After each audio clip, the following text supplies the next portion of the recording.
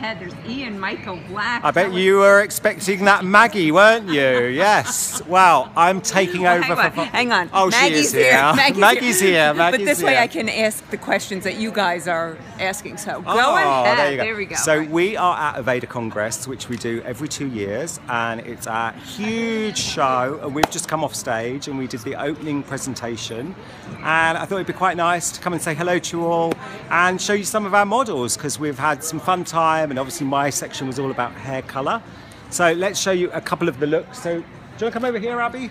So we've been doing this very kind of crazy coloured kind of locks through the hair, knotting them up, this beautiful styling. And what we did with the colour is we've got this almost like this kind of tie-dyed effect, and it's almost I actually call it colour splodging when I colour it, because it's kind of like no rhyme and reason, and actually because normally I'm so kind of anal and crazy about how neat everything is. It's quite nice and fun to just kind of sponge some colour on the hair, and what you get is this more tie-dyed effect through there, and then especially when you're just knotting up these locks, you just get these really beautiful kind of colours coming through. So we did them in some kind of blondes with some lighter colours. Claudia? We brought them through here in something blue and pink and green and purple and everything else. How do you tie-dye? How are you tie-dyeing? Well, for me, I think, you know, I've seen a lot of people really literally tie-dyeing it, which I think is great, and I've seen quite a few people do it. And really, we actually first did it probably about 2 years ago for one of our collections, and then we never ended up using them in the end. And I dragged them out of the back of the closet. But for me, I literally take a section of hair and I almost, with a brush, almost like that, in patches. So on her, so turn around, let's get this.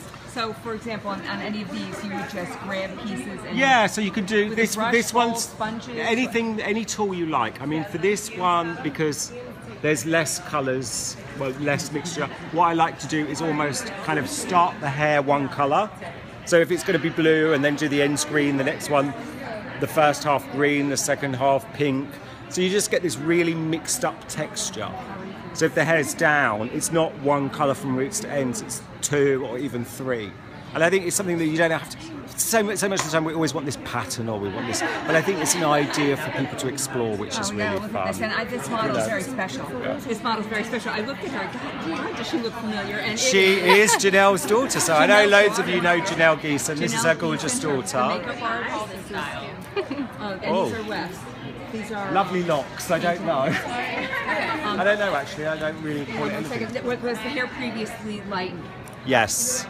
Yeah. It's like, I mean, I think a lot of the time when people do these really bright colours, you don't have to over lighten it. It's really what you know, because we all use different colour lines and you know how it works. But a lot of the time I see people really lightening hair to white to get those bright colours, and a lot of the time you don't have to. You could lighten it to sometimes even just an orange. You don't really have to do that, and it just kind of keeps the integrity of the hair a little better. Well, it's so cool.